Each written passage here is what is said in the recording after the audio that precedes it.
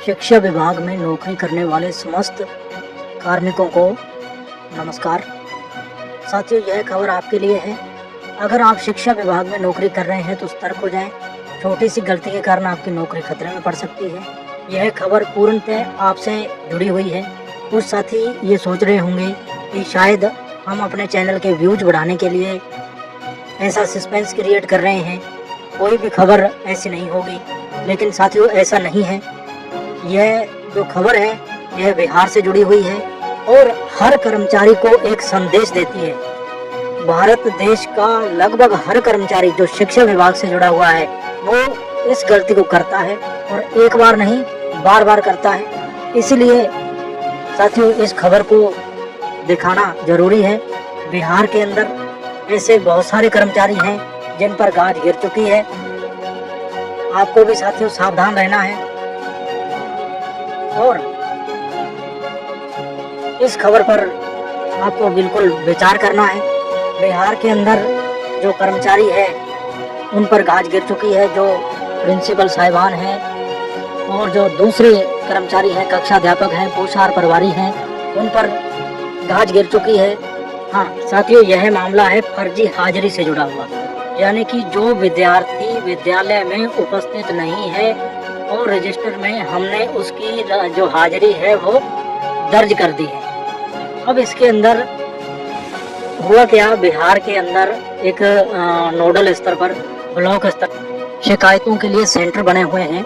उसके अंदर शिकायतें की गई लोगों के द्वारा। उसमें कुल जो शिकायतें प्राप्त हुई वो 977 शिकायतें प्राप्त हुई। वो शिकायतें क्या थी कि जो छात्रों की वास्तविक संख्या है वो कम है और छात्रों की अधिक संख्या दिखा करके पोषाहार के अंदर गड़बड़ी की जा रही है।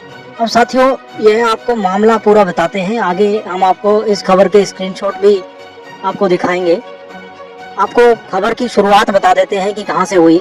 बिहार के किसी जिले के अंदर एक न्यूज मिलती है कि पोषाहार के अंदर जो अनाज है उसमें जहर की थैली रखी हुई है। ये खबर मिलती है। हालांकि यह खबर पूर्णतः अफवाह निकलती है, बाद में अधिकारी जांच करते हैं उसकी। तो और जब वहाँ अधिकारियों की टीम पहुँचती है तो वो पोषाहार चेक करती है और सब चीज़ों की जांच होती है, लेकिन वो ऐसा तो पाया नहीं जाता और उसके अंदर कुछ जो विद्यार्थी हैं वो अनुपस्थित पाए जाते हैं।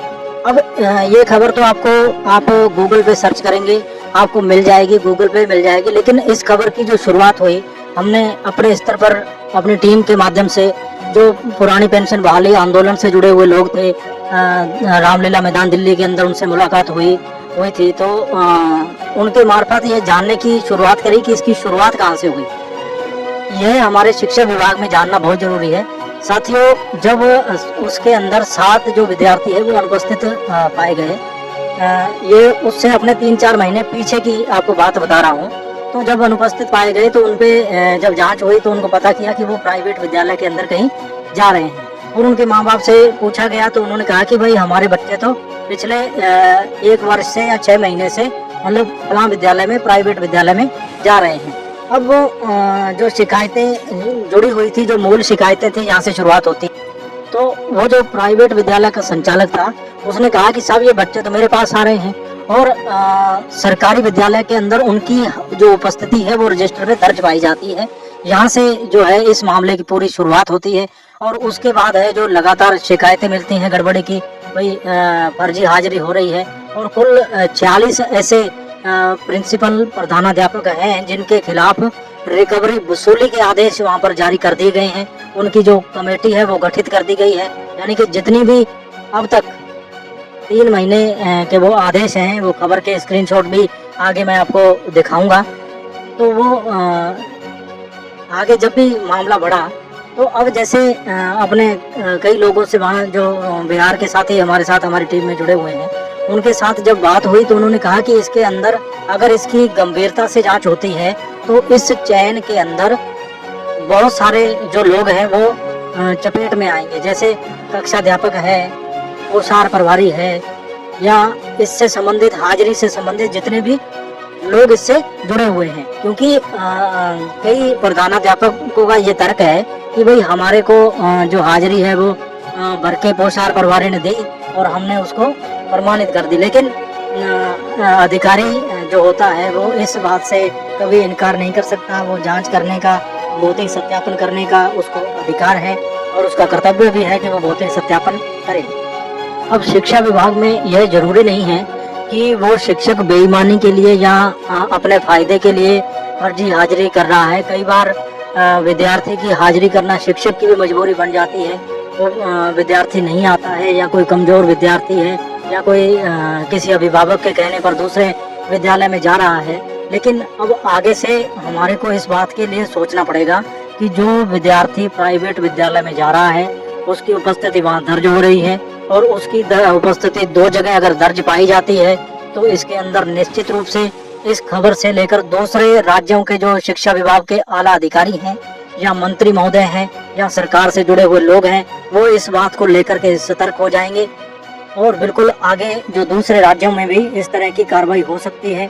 आप देख सकते हैं कि मतलब बिहार में मिड डे मील घोटाला करने वाले 42 हेडमास्टरों से होगी वसूली, 16 लाख की होगी वसूली। क्या है आरोप? ठीक है, आरोप ये है कि भाई फर्जी हाजिरी हुई है मध्याह्न भोजन योजना में। निदेशालय में इसकी जांच करवाई गई और जांच में ये शिकायतें सही पाई गई और इसमें क्या है कि निदेशालय स्तर पर वसूली का आदेश निदेशालय ने ले लिया है। आपको बता दें कि वसूली की जाएगी और जो हेडमास्टर हैं, जो प्रधानाचार्य हैं, उनसे 16 लाख रुपए की कुल वसूली होगी। मतलब 3 महीने के अंदर जितनी भी संख्या के अंदर फर्जी हाजिरी की गई और वो बच्चे भौतिक सत्यापन करने पर नहीं पाए गए, उन सारे जो राशि है उसकी जो वसूली है वो शिक्षा विभाग करेगा। कुल 977 शिकायतें प्राप्त हुई। तो इस वीडियो के माध्यम से साथियों आपको इसी बात के लिए आगाह करना हमारा फर्ज है और अब अपने को भी इस बात के लिए सोचना पड़ेगा कि जो बच्चा अपने पास आ रहा है कहीं वो दूसरी एक्टिविटी में, दूसरी गतिविधियों में शामिल नहीं हो और उसकी अपने रजिस्टर में हाजिरी कर दें। अगर वो दूसरी गतिविधियों में लिप्त पाया जाता है तो इसका पूर्णतः दोषी अपने होंगे, संस्था प्रधान होगा, कक्षाध्यापक होगा और जो दूसरे अध्यापकगण हैं वो भी बेवजह इस बात की चपेट में आ जाएंगे।